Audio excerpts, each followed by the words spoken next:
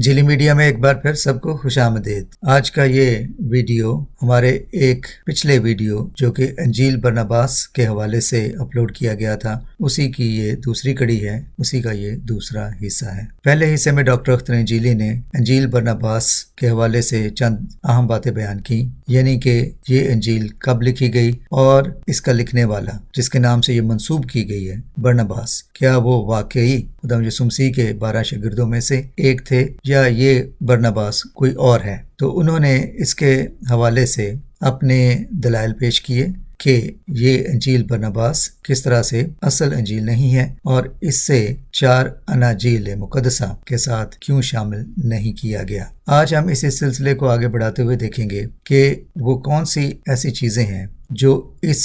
جعلی انجیل برناباس کو مکمل طور پر ریفیوٹ کرتی ہیں، اس کی نفی کرتی ہیں، اور کس طرح سے یہ انجیل خود اپنے بیان کے ساتھ بھی متصادم ہے اور کس طرح سے یہ سیلف کانٹریڈکٹری انجیل ہے، یعنی اپنے بیان کے ساتھ ہی اس کے اختلافات کس طرح سے سامنے آتے ہیں۔ اس کے علاوہ ایک اور چیز بھی بڑی اہم ہے کہ عام طور پر مسلم اسکالر، خاص طور پہ آج کے دور کے بہت سے ٹی وی ایونجلسٹس اور اس کے علاوہ جو بڑے بڑے مجموعوں میں تقاریر کرتے ہیں اور جن کی بڑی فالوئنگ ہے، وہ بھی اس انجیل کو اکثر لے کر کچھ ایسے بیان کرتے ہیں جن کا مقصد یہ ہوتا ہے کہ وہ کسی طرح سے یہ ثابت کریں کہ انجیل برناباس دراصل ایک سچی اور حقیقی انجیل ہے اور اسے نئے عہد نامے میں باقی 4 اناجیل مقدسہ کے ساتھ بھی شامل کرنا چاہیے تھا، لیکن مسیحیوں نے اس انجیل کو جان بوجھ کر 4 اناجیل کے ساتھ شامل نہ کیا، کیونکہ اس انجیل میں اسلامی عقائد کے حوالے سے چند ایسی اہم باتیں لکھی گئی ہیں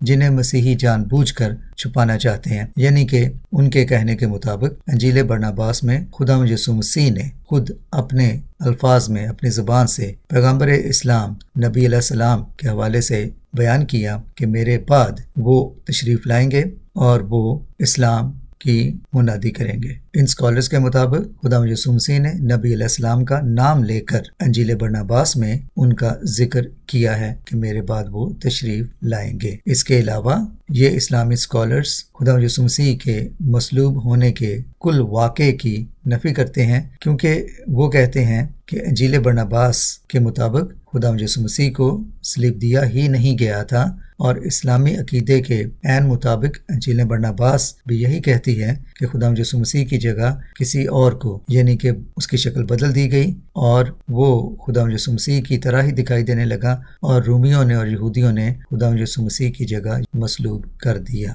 اب یہ یقیناً باتیں 4 اناجیل مقدسہ جو ہیں ان سے متصادم ہیں، لیکن اسلامی عقائد کے مطابق ہیں۔ پرابلم یہ ہے کہ جہاں انجیل برناباس ان چند باتوں کو لے کر اسلامی عقائد کے ساتھ مطابقت رکھتی ہے، وہاں انجیل برناباس بہت سے اسلامی عقائد کو لے کر ان سے مکمل طور پر متصادم بھی ہے، یعنی انہیں کانٹرڈکٹ بھی کرتی ہے۔ اس لیے یہ بھی ضروری ہے کہ انجیل برناباس کا مطالعہ مکمل طور پر کیا جائے، پورے کا پورا مطالعہ کیا جائے، تحقیق کی جائے اور ایک ایک چیز کو غور سے دیکھا جائے۔ صرف چند چیزیں لے کر جو اسلامی عقائد کے ساتھ تو مطابقت رکھتی ہیں، لیکن انجیل برناباس جگہ جگہ بہت سے اسلامی عقائد کے ساتھ متصادم بھی ہے، اور یہ اسلامی اسکالر بھول جاتے ہیں کہ وہ جہاں 2-3 چیزوں کو تو پکڑ کر اپنے اسلامی عقائد کی حمایت دیکھتے ہیں اور بڑے خوش ہوتے ہیں کہ دیکھیں یہ وہ انجیل ہے جسے مسیحیوں نے جان بوجھ کر چھپایا، کیونکہ یہ واضح طور پر اسلامی عقائد کے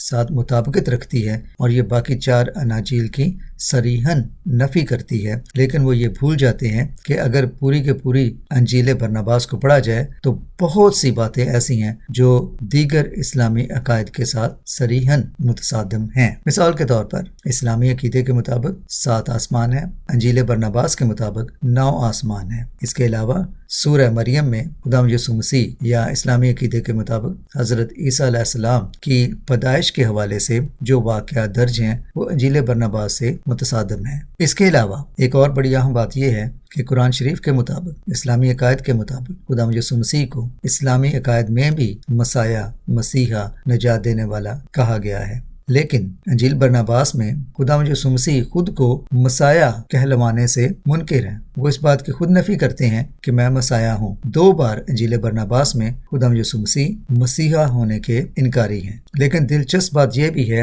کہ انجیل برناباس میں خدا یسوع مسیح کے حوالے سے 4 جگہوں پر خدا یسوع مسیح کو کرسٹوس یعنی کہ جو کہ یونانی لفظ کرائسٹ کے لیے ہے، کرسٹوس کہہ کے پکارا گیا ہے، اور اس کے علاوہ عبرانی لفظ مشائق یعنی کہ مسیحا مشائق بھی استعمال کیا گیا، انٹرچینجبلی استعمال کیا گیا، یعنی کہ کہیں کرسٹوس یعنی کرائسٹ جو کہ یونانی ہے، اور کہیں مشائق یعنی کہ مسیحا جو کہ عبرانی ہے۔ اب اگر خدا یسوع مسیح مشائق مسیحا عبرانی میں اور کرسٹوس یونانی میں استعمال کیا گیا ہے، تو انجیل برناباس کس طرح سے خدا یسوع مسیح کے الفاظ میں ہی خود کے مسیحا ہونے کو کس طرح سے رد بھی کر سکتے ہیں؟ تو یہ بڑی عجیب و غریب قسم کی کانٹرڈکٹری باتیں ہیں جو انجیل برناباس میں ہیں۔ ایک تو وہ سیلف کانٹرڈکٹری ہے، دوسری بات یہ ہے کہ وہ قرآن شریف کے ساتھ اور اسلامی عقائد کے ساتھ بھی بے شمار جگہوں پہ کانٹرڈکٹ کرتی ہے اور اختلاف رکھتی ہے۔ اس لیے میں گزارش کرتا ہوں کہ ہمارے جو مسلمان بہن بھائی ہیں، اسکالرز ہیں، وہ اگر انجیل برناباس کا حوالہ دینا چاہتے ہیں تو شوق سے دیں، لیکن پوری کی پوری انجیل برناباس پڑھیں اور ہاتھ میں ایک کاپی اور پینسل اور پین رکھ لیں اور دیکھیں کہ کہاں کہاں وہ اسلامی عقائد سے متصادم بھی ہے۔ تو پھر آپ اس کا کیا کریں گے کہ چند چیزیں جو اسلامی عقائد سے مطابقت رکھتی ہیں ان کو تو آپ قبول کر لیں گے، اور بے شمار جو اس کی مخالفت کرتی ہیں، اسلامی عقائد سے متصادم ہیں، کانٹرڈکٹ کرتی ہیں، تو پھر ان کا کیا کریں گے؟ صرف مسیحیت سے دشمنی کو لے کر چند چیزیں پکڑ کر انجیل برناباس کا حوالہ دینا واجب نہیں ہے۔ یہاں میں یہ بھی کہنا چاہوں گا کہ چند بڑے مشہور مسلم اسکالر جیسے شبیر علی ہیں، شبیر علی کا جے اسمتھ کے ساتھ 2016 میں ایک ڈیبیٹ ہوا تھا جہاں وہ گاسپل آف برناباس کو ڈیفینڈ کرتے ہیں اور یہ ثابت کرنے کی کوشش کرتے ہیں کہ جے اسمتھ غلط کہہ رہے ہیں، اور وہ گاسپل آف برناباس کو ڈیفینڈ کرتے ہیں کہ در حقیقت یہ اصلی اور سچی انجیل ہے۔ لیکن اس کے بعد ہم دیکھتے ہیں کہ شبیر علی ہی اپنے ایک پروگرام میں، جو کہ ان کا ٹی وی کا پروگرام ہے جس کا ٹائٹل ہے لیٹ دا قرآن اسپیک، اس میں وہ ایک خاتون میزبان سے بات کرتے ہوئے جو ان سے انجیل برناباس کی صداقت کے حوالے سے بات کرتی ہیں، پوچھتی ہیں انجیل برناباس کے بارے میں آپ کا کیا خیال ہے، کہ کیا ہم اس پہ ریلائے کر سکتے ہیں، کیا ہم اس کا یقین کر سکتے ہیں۔ تو یہاں اس پروگرام میں، یعنی کہ سوال و جواب کا پروگرام ہے لیٹ دا قرآن اسپیک، کہ اس پروگرام میں شبیر علی نے اگست 6 2014 میں واضح طور پر یہ کہا کہ میں ہیزیٹنٹ ہوں، یعنی کہ میں اس بات کو ماننے کے لیے تیار نہیں ہوں، میں ہچکچاہٹ محسوس کرتا ہوں یہ تسلیم کرنے کے لیے کہ انجیل برناباس در حقیقت ایک سچی انجیل ہے، اور وہ خود یہاں اس کے انکاری ہو جاتے ہیں۔ اس کے علاوہ احمد دیدات ایک ڈیبیٹ میں فرماتے ہیں کہ میں انجیل برناباس کا سہارا کیوں لوں، تو وہ بھی جبکہ واضح طور پر انجیل برناباس جن پوائنٹس کو وہ اٹھا رہے تھے وہ ان کی فیور کرتی ہے خدا یسوع مسیح کی مصلوبیت کے حوالے سے، لیکن وہ بھی انجیل برناباس کا حوالہ دینے سے ہیزیٹنٹ تھے، اور انہوں نے کہا میں انجیل برناباس کی ضرورت محسوس نہیں کرتا، اس لیے کیونکہ وہ جانتے تھے کہ اگر وہ انجیل برناباس کا حوالہ دیں گے تو ان کو انجیل برناباس کے اندر موجود وہ باتیں جو اسلامی عقائد سے متصادم ہیں ان کو بھی ریکنسائل کرنا بڑا مشکل ہوگا۔ اس کے علاوہ ذاکر نائک نے بھی اپنے استاد احمد دیدات والی ہی لائن لی، اور انہوں نے بھی واضح طور پر انجیل برناباس کی تائید یا حمایت کرنے سے انکار کیا، اور انہوں نے بھی اس کو گو مگو ہی رکھا، اور واضح طور پر نہ وہ اس کے انکاری ہوئے اور نہ ہی انہوں نے اس کے انڈورسمنٹ کی۔ یہ تمام ویڈیوز آپ انٹرنیٹ پہ دیکھ سکتے ہیں، میں کوشش کروں گا کہ ان میں سے کچھ کے لنک آپ کے ساتھ شیئر کر دوں۔ تو یہاں جو ضروری بات یہ ہے کہ انجیل برناباس میں جنہوں نے اس پہ تحقیق کی ہے انہوں نے اس میں بے شمار 40 تو بہت میجر غلطیاں ہیں جن کی انجیل برناباس میں نشاندہی کی گئی ہے۔ مثال کے طور پہ ایک اور چیز لے لیجئے کہ کفرنہوم اور ناصرت کے حوالے سے جو جغرافیائی انفارمیشن انجیل برناباس میں دی گئی ہے وہ بھی سراسر غلط ہے۔ کوئی بھی شخص جو اس وقت خدا یسوع مسیح کے وقت اس جگہ پر مقیم تھا، یعنی کہ اگر برناباس خدا یسوع مسیح کے ساتھ ہی تھا اس انجیل کا رائٹر، تو وہ کیسے اتنی بڑی غلطی کر سکتا تھا؟ تو یہ واضح ہے کہ انجیل برناباس کا لکھنے والا کوئی 14ویں 15ویں صدی کا شخص تھا جس نے جو باتیں لکھی ہیں ان میں سے بہت سی باتیں ایسی ہیں جن کا حقیقت سے کوئی تعلق نہیں ہے، اور وہ اگر خدا یسوع مسیح کے زمانے میں دیکھی جائے تو ان کا وہاں وجود نہ تھا۔ انجیل برناباس میں میں کے لیے سٹور کرنے کے لیے جن بیرلز کا ذکر کیا ہے وہ لکڑی کے بیرلز ہیں، اور ان کا استعمال خدا یسوع مسیح کے زمانے میں نہیں ہوتا تھا۔ جیسے کہ ہم جانتے ہیں کہ قانا گلیل میں جب خدا یسوع مسیح نے پہلا معجزہ کیا تو وہاں پتھر کے مٹکوں کا ذکر ہے کہ پتھر کے مٹکوں میں سٹور کی گئی تھی۔ انجیل برناباس میں کو سٹور کرنے کے لیے جن بیرلز کا ذکر کرتے ہیں وہ لکڑی کے بنے ہوتے ہیں، اور وہ بعد میں جا کے کہیں 10ویں صدی میں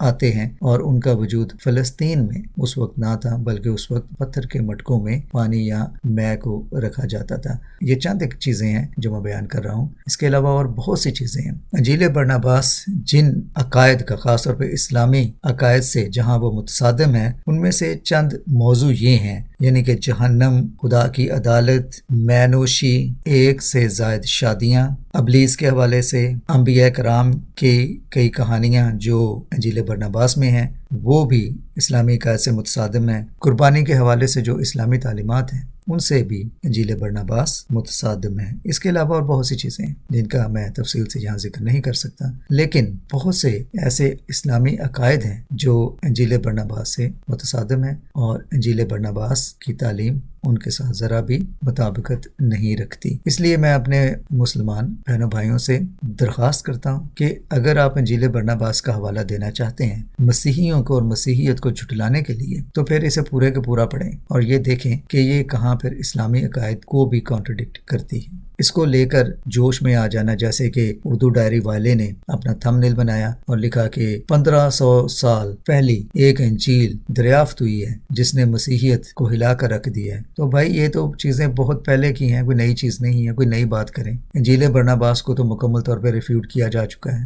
نہ صرف مسیحیوں سے بلکہ مسلمانوں نے بھی اس کو ریفیوٹ کیا ہے، کیونکہ اگر مسلمان انجیل برناباس کا حوالہ دینا چاہتے ہیں تو پھر پوری کی پوری انجیل برناباس پڑھیں اور دیکھیں کہ چند چیزوں کو لے کر جو وہ اسلامی عقائد سے مطابقت رکھتی ہے، اس کے علاوہ بہت سی ایسی باتیں ہیں جو وہ اسلامی عقائد کو بھی کانٹرڈکٹ کرتی ہے۔ تو پھر اس کا کیا کریں گے؟ یا تو پوری کی پوری کو ریجیکٹ کریں تو یا پھر پوری کی پوری کو ایکسیپٹ کریں۔ کوئی الہامی کتاب اس طرح سے نہیں چلتی کہ اس میں سے چند باتیں تو ٹھیک ہوں اور ان کو تو ہم مان لیں، لیکن باقی چونکہ ہمارے عقائد سے متصادم ہو تو ان کو ہم نہ مانیں۔ تو پھر آپ اس کو کس طرح سے الہامی کتاب کہہ سکتے ہیں؟ یا تو انجیل برناباس کو پوری طرح سے ایکسیپٹ کریں تو یا پھر اسے پوری طرح سے ریجیکٹ کریں، جیسے کہ ہم مسیحیوں نے اسے کیا ہے، کیونکہ اس کے سٹینڈنگ کے لیے کوئی بھی واضح، جامع، ٹھوس دلائل نہیں ہے۔ انجیل برناباس ایک جعلی انجیل ہے جس کا لکھنے والا کم از کم خدا یسوع مسیح سے 1500 سال بعد میں آتا ہے، اور کوئی نہیں جانتا وہ کون ہے، کیونکہ اس کی نہ تو کوئی چین آف نریشن ہے جس کا اعتماد کیا جا سکے، جس پہ بھروسہ کیا جا سکے، اور اس کے اندر پائی جانے والی باتیں اس قدر کانٹرڈکٹری ہیں، بلکہ سیلف کانٹرڈکٹری ہیں کہ ان کا یقین کرنا ممکن نہیں ہے۔ اردو ڈائری والے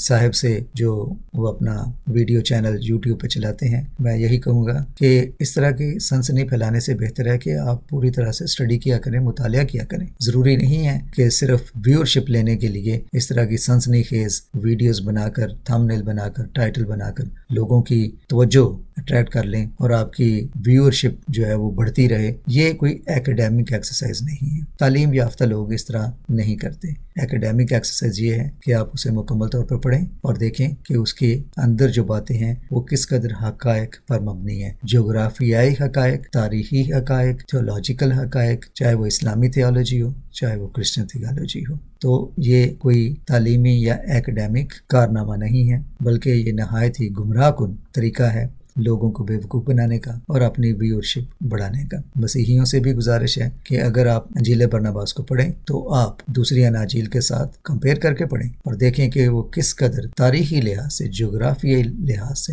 فیکچول انفارمیشن اس میں کس قدر خامیوں سے بھری ہوئی ہے۔ اور مسلمان بہنوں بھائیوں سے بھی یہی گزارش ہے کہ انجیل برناباس کا حوالہ دینا ہے تو پھر پوری طرح سے پڑھیں اور دیکھیں کہ وہ کس طرح سے اسلامی عقائد کی بھی مخالفت کرتی ہے اور کس طرح سے اسلامی عقائد سے بھی متصادم ہے۔ Thank you for watching Injeeli media. God bless you.